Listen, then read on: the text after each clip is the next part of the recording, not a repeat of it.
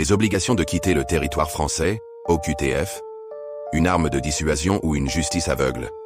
Chaque année, des milliers d'étrangers se voient signifier une obligation de quitter le territoire français, OQTF.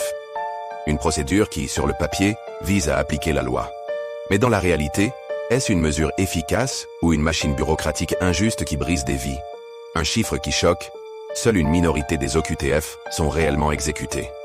Pourtant, la pression s'intensifie avec une augmentation des expulsions sous l'effet des discours politiques de fermeté. Faut-il expulser plus à tout prix, même au détriment des droits humains? L'arbitraire en action? De plus en plus de personnes bien intégrées, avec un emploi, une famille, voire des enfants se scolariser en France, reçoivent ces obligations. Pourquoi une personne travaillant depuis des années est-elle subitement jugée indésirable? Un coût humain et économique. Expulser, c'est aussi mobiliser des forces de l'ordre, des tribunaux, des centres de rétention administrative. Mais surtout, c'est parfois détruire des parcours de vie, séparer des familles et renvoyer des individus vers l'insécurité. OQTF à double vitesse? Certains pays coopèrent aux expulsions, d'autres non.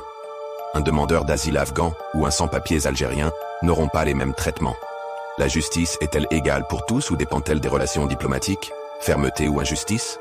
Le débat est lancé. La France doit-elle expulser plus pour satisfaire? Abonnez-vous.